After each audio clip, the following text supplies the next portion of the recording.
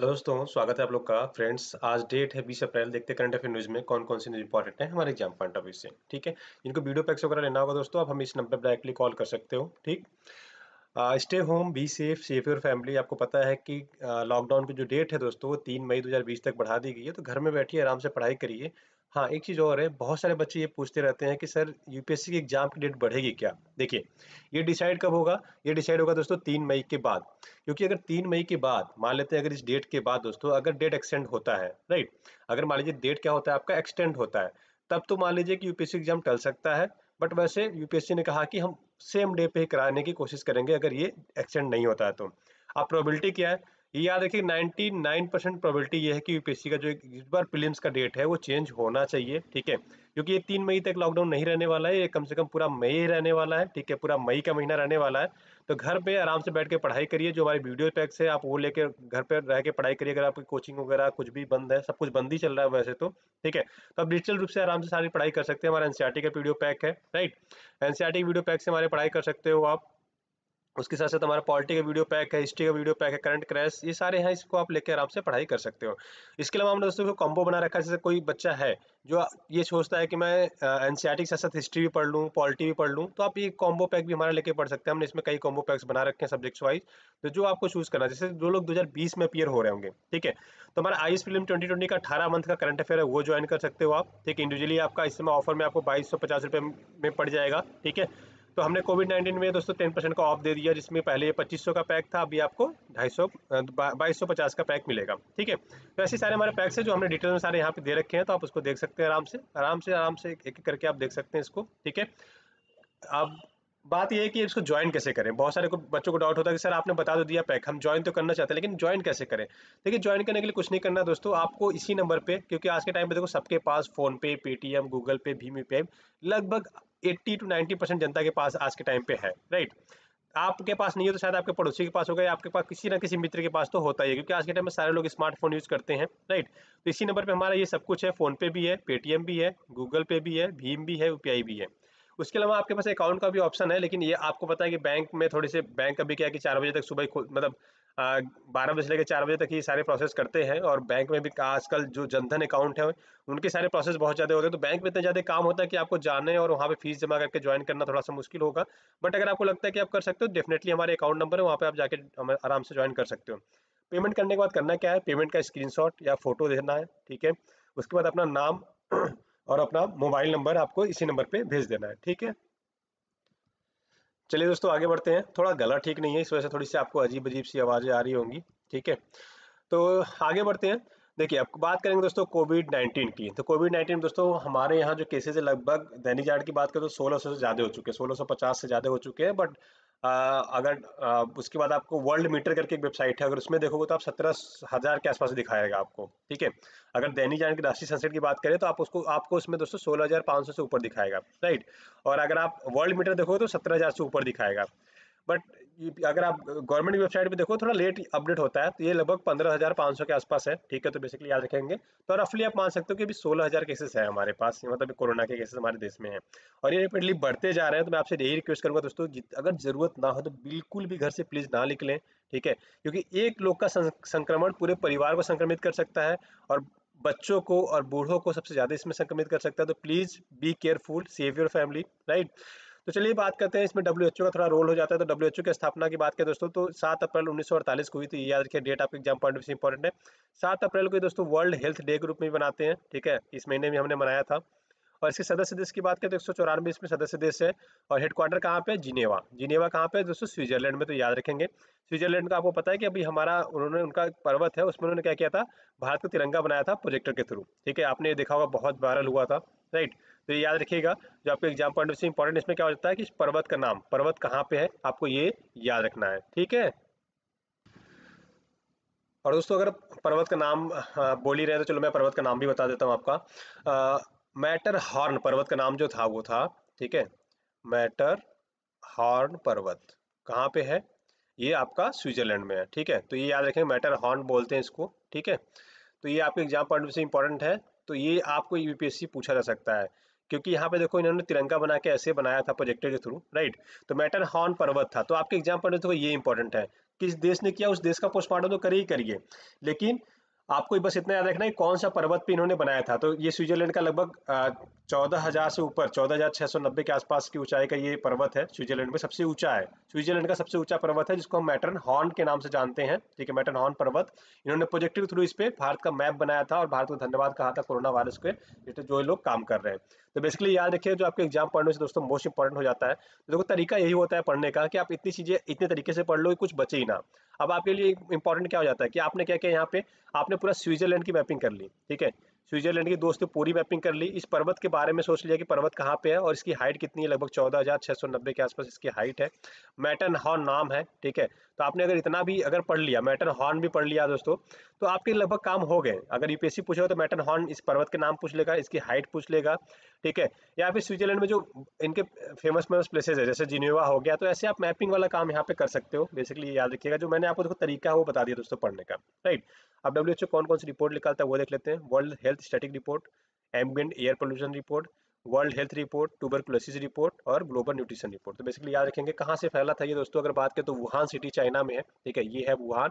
और इसी पे जो नदी के किनारे बसा हुआ है वुहान, वो किस नदी के किनारे है, तो यांगसी, ठीक है। तो यांगसी नदी के किनारे बसा हुआ है। तो बेसिकली याद रखिएगा क्योंकि हम डेली पढ़ रहे हैं तो इसलिए आपको याद भी हो जाएगा। अब बात करें किसान रथ, तो बेसिकली किसान रथ किस मिनिस्ट्री के अंतर्गत आता है, सबसे पहले तो आपको ये याद रखना है, union ministry of agriculture and farmer welfare, जिसको हम बोलते हैं कृषि एवं किसान कल्याण मंत्रालय, इसके अंतर्गत आता है, ठीक है। इसको डेवलप कौन किसने किया, इस ऐप की बात करते तो इस ऐप को दोस्तों डेवलप किया है एनआईसी ने, ठीक है। एनआईसी की बात करें तो नेशनल इंफॉर्मेटिक्स सेंटर, ठीक है, राष्ट्रीय सूचना विज्ञान के द्वारा इसको विकसित किया गया है। पर्पज क्या है इस ऐप का, जो किसान रथ ऐप है, इसका उपयोग कैसे करेंगे हम। तो देखो उपयोग की अगर बात करें दोस्तों, तो बेसिकली क्या है कि आज के टाइम पे जैसे सपोज करो आप टमाटर उगाते हो, या टमाटर के अलावा सपोज करो बहुत सारे ऐसे भी है जो फसल होती है जो हो सकता है 3 दिन या 4 दिन तक ही चल पाती है, राइट। तो अगर किसान उसको अपने सब्जी मंडी में ले जाके या कहीं भी उसको बेच नहीं पाएगा तो उसकी फसल क्या हो जाएगी, खराब हो जाएगी। उनको फसलों को क्या करना पड़ेगा, खेत में वैसे सड़ने के लिए छोड़ देना पड़ता है, राइट। या तो फिर वो फेंक देते हैं सारा, या वैसे ही बांट देते हैं। इससे क्या होता है, किसानों को बहुत ज्यादा घाटा होता है। तो किसान रथ का पर्पज बेसिकली यही है दोस्तों कि ये लोग क्या करेंगे, 2 फेजेज में क्या करेंगे, वाहन की उपलब्धता कराएंगे, जिससे क्या है कि जो इनके फसल खराब होने वाले हैं, जल्दी खराब हो जाते हैं, वो क्या करेंगे, प्राथमिक और द्वितीयक परिवहन दोनों को शामिल किया गया है, ठीक है, प्राइमरी लेवल पे, ठीक है, और सेकेंडरी लेवल पे। तो इसमें क्या करेंगे, ये लोग मंडियों तक पहुंचाएंगे वाहनों के थ्रू, राइट। और ये ऐप प्रोवाइड कराएगा सारी इन्फॉर्मेशन, किसान मोबाइल ऐप। देखिए एक चीज मैं आपको तरीका बताता हूँ, जब भी गवर्नमेंट कोई ऐप लॉन्च करे ना दोस्तों, आपके पास सबके पास एंड्रॉयड एंड्रॉयड फोन है, प्लीज एक बार उसको इंस्टॉल करके ना पूरा पोस्टमार्टम जरूर किया करिए कि इसमें है क्या। जैसे आप देखोगे तो इसमें लैंग्वेज चूज करने के लिए आएगा, इंग्लिश, हिंदी, गुजराती, मराठी, पंजाबी, तमिल, कन्नड़, तेलुगु, राइट। किस मिनिस्ट्री के अंतर्गत आता है, तो आप देखोगे तो यहाँ पे ministry of agriculture and farmer welfare के अंतर्गत आता है। इसके अंतर्गत भी एक डिपार्टमेंट है जिसको बोलते हैं department of agriculture and corporation and the farmer welfare, right. तो ये है तरीका पढ़ने का। और ये किसने डेवलप किया, तो एनआईसी, जैसे मैंने कुछ देर पहले बताया। अब इसमें प्रोसेस क्या होता है, देखो इसमें आप फार्मर हो, ट्रेडर हो, सर्विस प्रोवाइडर हो, ठीक है। इस पर क्लिक करने के बाद आपको अपना मोबाइल नंबर डालना पड़ेगा, फिर पासवर्ड बनाना पड़ता है, फिर साइन इन कर सकते हो आप साइन अप करने के बाद, राइट। तो ये प्लीज आप एक बार इंस्टॉल किया करिए, इंस्टॉल करके बस एक बार चेक करिए, उसके बाद अनइंस्टॉल कर दीजिए, राइट।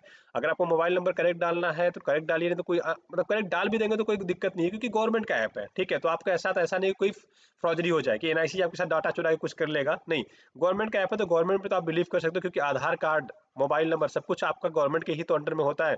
अगर गवर्नमेंट ही फ्रॉडरी करने पे आ जाए, अगर गवर्नमेंट धोखाधड़ी करने पे आ जाए, तो आपका डाटा यूं एक सेकंड में आपका डाटा सारा इनके पास चला जा सकता है। तो ऐसा कुछ नहीं है, ठीक है। गवर्नमेंट का ऐप सुरक्षित है, आप उसको आराम से एक बार ट्रायल के रूप में इंस्टॉल करके सारी चीजें चेक कर सकते हो, ठीक है। तो ये चीजें याद रखेंगे।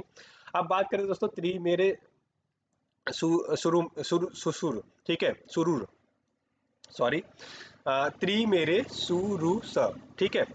तो अगर इसकी बात करें दोस्तों, तो ये सालाजार बेसिकली है क्या, तो देखो ये एक सांप की नई प्रजाति खोजी गई है। आपकी बात करें तो ये अरुणाचल प्रदेश में, ठीक है।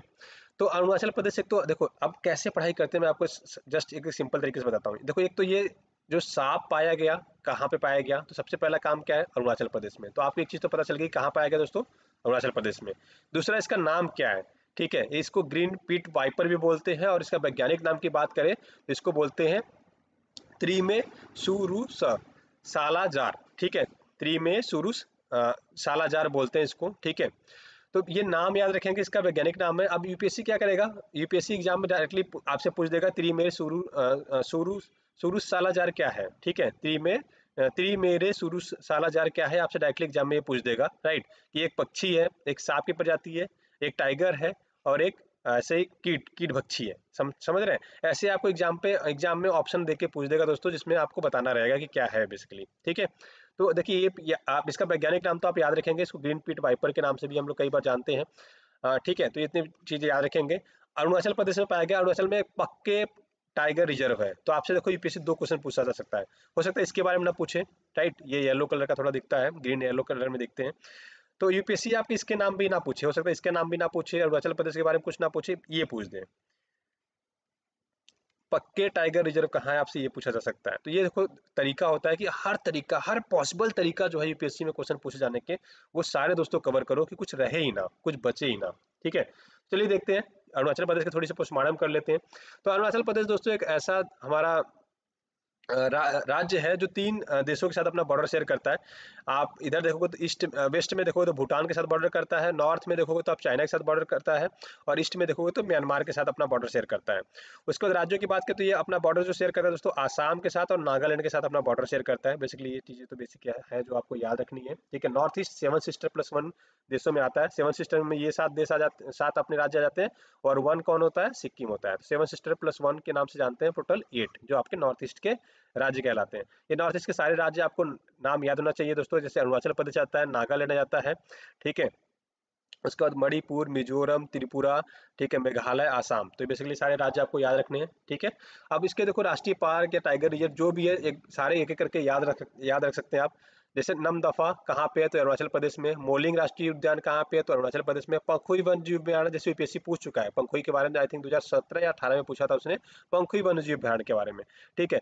कामलांग टाइगर रिजर्व कहाँ, ये याद रखेंगे। पक्के टाइगर रिजर्व कहाँ पे, अरुणाचल प्रदेश में। तो ये देखो एग्जाम पॉइंट ऑफ व्यू से इंपॉर्टेंट है, यूपीएससी यहाँ से डायरेक्टली आपसे पूछा जा सकता है, राइट। इंस्टीट्यूट का दर्जा दोस्तों 20 फरवरी 1987 को मिला था, कैपिटल ईटानगर है। और यहाँ पे दिहांग दिबांग यहाँ पे बायोस्फीयर रिजर्व है, ठीक है। तो याद रखिएगा बायोस्फीयर रिजर्व है, ठीक है। दिबांग दिबांग कहाँ पे है, ये अरुणाचल प्रदेश में ईस्टर्न हिमालय का पार्ट है, ठीक है। तो बेसिकली याद रखिएगा, डियर के लिए फेमस है, मस्क डियर के लिए। इतनी चीजें आपको याद रखना है। भारत का सॉफ्टवेयर प्रौद्योगिकी पार्क या software technology park of India की बात करें, तो गवर्नमेंट ने ये कहा है कि जितने भी सॉफ्टवेयर पार्क हैं, ठीक है, अब उनकी बात कर रहे हैं, तो उसमें कहते हैं कि 1 मार्च 2020 से लेके दोस्तों, ठीक है, 1 मार्च 2020 से लेके 30/6/2020 तक, यानी 4 महीने तक की अवधि तक कोई रेंट नहीं देना पड़ेगा। अब आपको ये नहीं समझ में आ रहा होगा सर ये एसटीपीआई है क्या, भारत का सॉफ्टवेयर प्रौद्योगिकी पार्क है क्या। देखो गवर्नमेंट क्या करती है दोस्तों, गवर्नमेंट जमीन एक्वायर करती है और ऐसे पार्क बना देती है। पार्क इन द सेंस ऐसे हब बना के यहाँ पे बिल्डिंग्स खड़े कर देती है, बिल्डिंग्स बना देती है, अपनी खुद की गवर्नमेंट बनाती है, ठीक है।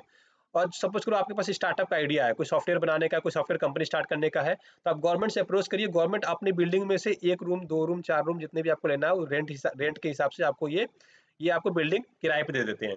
इससे क्या होता है देखो, एक तो स्टार्टअप को बढ़ावा मिलने के लिए, देखो कि स्टार्टअप को सबसे ज्यादा दिक्कत क्या होती है, पूंजी की, राइट। स्टार्टअप जो करते हैं या जो बिजनेस स्टार्ट करते हैं उनको पैसे नहीं होते हैं, प्लस अपना खुद का इंफ्रास्ट्रक्चर खड़ा करना मुश्किल हो जाता है। तो गवर्नमेंट क्या करे, सस्ते दामों पे इनको कुछ टाइम के लिए यहाँ पर रेंट पे चीजें चीजें प्रोवाइड कराते हैं, जिससे कि आप स्टार्टअप वगैरह अपना स्टार्ट कर सको और गवर्नमेंट को एक फिक्स रेंट दे सको। बेसिकली ये होता है। तो जो ये आपका एसटीपीआई होता है दोस्तों, ये बेसिकली हमारे गवर्नमेंट का ही होता है, ministry of electronics and information technology के अंतर्गत आता है बेसिकली, ठीक है। तो ये क्या करते हैं, ये आपका एसटीपीआई बनाते हैं, उसमें बिल्डिंग्स बनाते हैं, उस बिल्डिंग को रेंट पे देते हैं अगर कोई स्टार्टअप करना चाहता है तो, ठीक है। तो इसमें भारत में लगभग 60 एसटीपीआई हैं इस समय। अगर एसटीपीआई की बात करें तो लगभग 60 एसटीपीआई का केंद्र काम करते हैं। जैसे आप बेंगलुरु में देखो तो आपको सॉफ्टवेयर पार्क मिल जाएंगे जो गवर्नमेंट के हैं, हैदराबाद में मिल जाएंगे, चेन्नई में मिल जाएंगे, दिल्ली में मिल जाएंगे, नोएडा में मिल जाएंगे। ऐसे लगभग 60 पार्क के आसपास है। इसका संचालन कौन करता है, गवर्नमेंट करती है, ठीक है। अब इसमें क्या है कि 200 से ज्यादा दोस्तों आईटी इंफॉर्मेशन टेक्नोलॉजीज के आधारित क्या है, एमएसएमई, ठीक है, माइक्रो स्मॉल मीडियम इंटरप्राइजेज यहाँ पे है, ठीक है। सूक्ष्म लघु मध्यम वर्ग के जो एक तरह से कहते हो कि स्टार्टअप्स हैं, वो सारे इसमें काम करते हैं। तो गवर्नमेंट ने क्या ये कहा कि देखो इसमें सारे स्टार्टअप्स की हालत खराब हो गई है, पूरे वर्ल्ड की इकोनॉमी खराब है इस समय। इवन ये कहा जाता है कि भारत की जो ग्रोथ रेट इस साल रहने वाली 1.5 से 2.5 के बीच में रहने वाली है, राइट। तो इसमें देखो किसी भी कंपनी को लाभ तो नहीं हो रहा है। तो गवर्नमेंट ने कहा चलो अच्छा ठीक है, जितने ये स्टार्टअप्स हैं एटलीस्ट हमें आप 4 महीने के लिए क्या करो, रेट ना दो। अब आपके एग्जाम में क्या पूछा जा सकता है, ये इंपॉर्टेंट फैक्ट्स हैं, राइट। तो software technology park of India किसके अंतर्गत आता है, आपको ये पॉइंट्स याद रखना है। तो आप हमेशा याद रखेंगे ministry of electronics and information technology के अंतर्गत आता है, तो ये आप याद रखें, जो आपके एग्जाम पॉइंट से इंपॉर्टेंट हो जाता है। ठीक है, तो ये याद रखें एसटीपीआई जो होता है दोस्तों, जो एमएसएमई को एक तरह से बेसिकली इन्होंने इसमें छूट दी है। ठीक है, और इसके अलावा ये किसके अंतर्गत आता है, तो ministry of electronic and information and technology के अंतर्गत आता है। ठीक है, तो कोरोना की वजह से दोस्तों बहुत ज़्यादा तो करंट अफेयर नहीं आ रहा, बट जितने भी आ रहा है हम रेगुलरली इसको डिस्कस करते रहेंगे। ठीक है, तो आज की वीडियो में दोस्तों बस इतना ही रखते हैं। ठीक है, जिनको वीडियो पैक लेना है हमारा एनसीईआरटी का ज्वाइन कर सकते हो, पॉलिटी का ज्वाइन कर सकते हो, हिस्ट्री का ज्वाइन कर सकते हो, करंट का क्रैश कोर्स ज्वाइन कर सकते हो। अभी प्रीलिम्स के लिए आपके पास टाइम है। अगर आपने अभी तक पढ़ाई नहीं की दोस्तों, हमारे वीडियो पैक लीजिए आराम से, आप 18 महीने का लगभग इतने करंट अफेयर सारे के सारे इसमें कवर होंगे आपके। ठीक है, हमारा द हिंदू का एडिटोरियल डिस्कशन आप वो भी चाहो तो ज्वाइन कर सकते हो, हमने इसमें कॉम्बो पैक्स बना के सारे डाल रखे हैं, आप उसको चाहो तो ज्वाइन कर सकते हो। ठीक है, मैंने पेमेंट के लिए बता दिया आपको, इसी नंबर पे हमें फोन पे, पेटीएम, गूगल पे, भीम यूपीआई कर सकते हो। पेमेंट करने के बाद स्क्रीनशॉट उसका भेजना है, अपना नाम और मोबाइल नंबर फॉर रजिस्ट्रेशन इसी नंबर पे भेज देना है, या फिर हमें आप help.dkscienceacademy@gmail.com पे भी हमें क्या कर सकते हो, आप मेल कर सकते हो। ठीक है, तो आज की वीडियो में दोस्तों बस इतने ही रखते हैं। आशा करते हैं वीडियो पसंद आया होगा, पसंद आया तो अपने दोस्तों के साथ लाइक से सब्सक्राइब करना ना भूलिएगा। वीडियो देखने के लिए बहुत बहुत धन्यवाद, आपका दिन शुभ हो। Thank you so much, have a great day.